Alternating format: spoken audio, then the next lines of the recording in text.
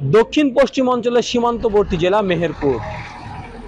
এই জেলায় সারা বছরই নানান ধরনের সংকট মোকাবেলা করে কাজ করতে হয় শ্রমজীবী মানুষদের।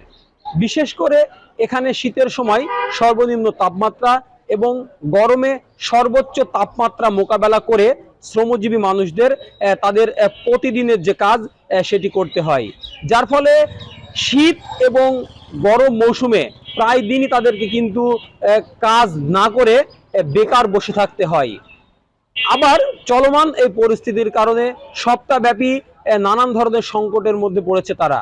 আমি মেহেরপুর শহরের হোটেল বাজার মোড়ে এই মুহূর্তে রয়েছি। এখানে মেহেরপুর সদর উপজেলার বিভিন্ন গ্রাম থেকে কাক ডাকা ভোরে কিন্তু বিভিন্ন শ্রমজীবী দিনমজুররা জড়ো হতে থাকে এবং শহরের বিভিন্ন এলাকা থেকে মানুষজন এসে তাদের সাথে কথা বলে তাদের যে শ্রম, প্রতিদিনের যে শ্রম তারা তাদের কাছে বিক্রি করে। সারাদিন কাজ করে 500 থেকে 600 টাকা তারা কিন্তু আয় করতে পারে।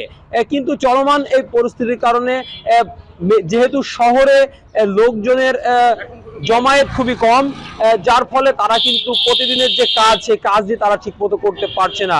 একদিকে যেমন দ্রব্যমূল্যের ঊর্ধ্বগতি, অন্যদিকে কাজ না পাওয়া, সব মিলিয়ে তারা কিন্তু এক ধরনের সংকটের মধ্যে পড়ে যাচ্ছে। যেহেতু শহরে লোক জমায়েত কম হচ্ছে, তাই যারা রিক্সা চালক, ভ্যান চালক, ইজি বাইক চালক, তারাও কিন্তু প্রতিদিনের যে ভাড়াটা তারা ঠিকমতো বাড়তে পারছে না।